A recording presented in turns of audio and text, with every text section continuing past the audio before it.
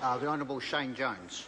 Tēnā tātou katoa, Mr Speaker. I join my colleagues on this side of the House in saying we will support this bill going to the Select Committee, and hopefully whilst it's at the Select Committee we'll hear some submitters remind the Parliament why it's important that we emulate what this party sought to achieve by ruling out any further fresh challenges via our judicial system up to the Privy Council.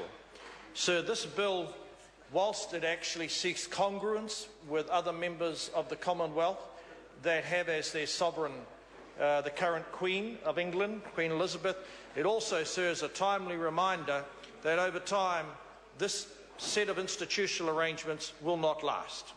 Just as the Privy Council, sir, has been replaced by the Supreme Court. But one of the great obstacles, sir, one of the great obstacles that stands in the way is ensuring, sir, as we move forward with addressing anomalies, addressing anachronisms, which this bill does do, not the least of which is banning people who practice the Roman Catholic faith. So I suppose that goes back.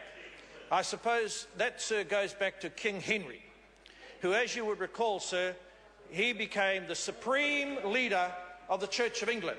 So, and I'd like to say my tribe, I suppose it's colonised is the right word, was evangelised by the Church Mission Society, so we are Anglicans, although our relations in Hokianga fell under the spell of Bishop Pompelia when he turned up at the Treaty of Waitangi, resplendent with all his vestments, etc.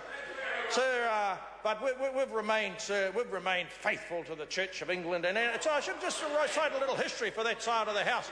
Of course, King Henry, sir, he tired of Catherine, and then, sir, had the misfortune to fall into Catherine's lady-in-waiting's arms, breasts, various other parts of the anatomy, and that's Anne Boleyn, sir. And actually, there's a play on in Auckland, sir, dealing with the wiles of Anne Boleyn. Of course, sir, at the end, that sort of all went to her head and she lost it. Now, and that, sir, saw Jane Seymour rise to the occasion, sir. And of course, Jane Seymour then, sir, after a coupling, probably an illegal one if you look at it from the Roman Catholic Church point of time, led to Edward. Edward, however, was the youngest sister of Elizabeth, the Virgin Queen, although, sir, various racy histories say that's not entirely correct, but that's another matter.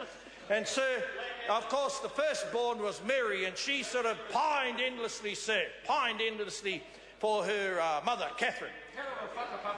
Yeah, so, well, sir, I just want to demonstrate, as someone who's looking forward to an eventual Republican evolution, never let it be said, sir, by those make-believe monarchists over there that we're kuare, or that this Maori doesn't know the whakapapa of the Anglican Church.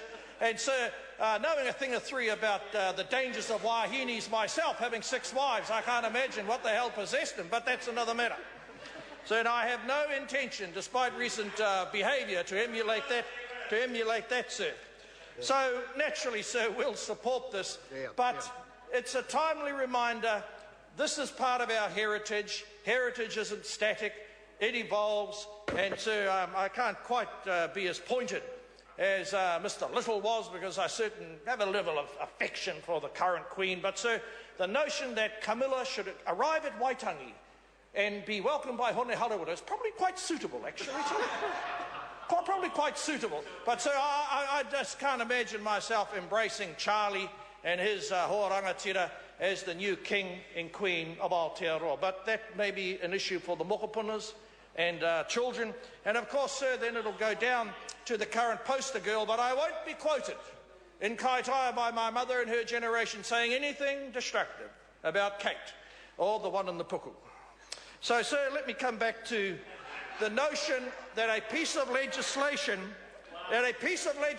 sir, should validate or invalidate marriages. I just hope, sir, that there's no parliamentarians in the House requiring such statutory interventions. So, no, I perish the thought. There was a county clerk who slipped his own divorce into a local bill. I only fear that that wasn't John Carter, because David Longley told very sort of royal stories, rude stories about that fellow Northlander of mine, John Carter. But anyway, let Rarotongans deal with him at the moment until the poor Ngapuis, the hapless Ngapuis, have to deal with him, as I understand he's coming back to stand against my friend, Mr Wayne Brown. Brown in name, red in disposition, and blue in temper. But anyway, sir, that's for another day, sir. We will support this bill. We don't actually support some of the sentiments on the other side of the House. There is a big Māori agenda in terms of where royalty actually goes. I'll leave Tainui to talk about their own royal problems among Ngāpuhi, so we can never agree. We're probably born to be Republicans through the ringa kaha.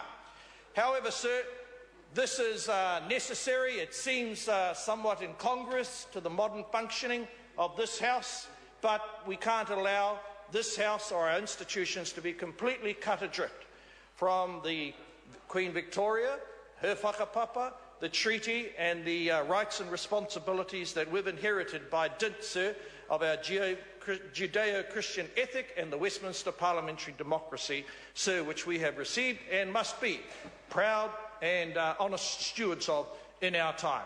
So whether or not this will capture the imagination of the young people, as an earlier National Party speaker referred to, he must have different young people in his area, because the young people of Kaikohe, they're not talking about this. So the young people of Kaitaia, over the weekend, sir, they were talking about grassroots rugby. And unfortunately, sir, the word grass has a different meaning the further north you go. So I couldn't possibly comment. John Carter has left the House. That would be something more appropriate to be delivered by my fellow Northlander and erstwhile colleague, John Carter. So, sir, I just feel that to suggest that the young people are somehow going to race forward and embrace these amendments is an exaggeration. We're doing it by dint of our responsibilities as parliamentarians and to support, sir, the government of the day. After all, we are Her Majesty's loyal opposition. I've no doubt, sir, that it's important, however, that congruency be achieved, because before the next election, I'm quite confident the current Prime Minister will receive a knighthood and not lead that party. Because that party, sir, he will not want to lead it into opposition. But I can assure you, sir, well, sir, it is kind of related, because we call opposition her loyal, the Majesty's loyal opposition. OK, sir, I'll take that hint, and I can't really say much about Roman Catholics, and I don't want to, for fear of alienating most of the Christchurch MPs. So I don't want to say much in that sort of regard, sir. But as I said, we'll tautoko the bill. It doesn't represent where the imagination and the spirit of the rank and file Kiwi is today, but it is a part of our parliamentary heritage. To that sense, sir, I hope not to sit on the select committee, but look forward to hearing what might come to that select committee. Kia ora tātou katoa. I call Katrina Shanks. Thank you, Mr. Speaker. It's my pleasure to take a call on this bill, especially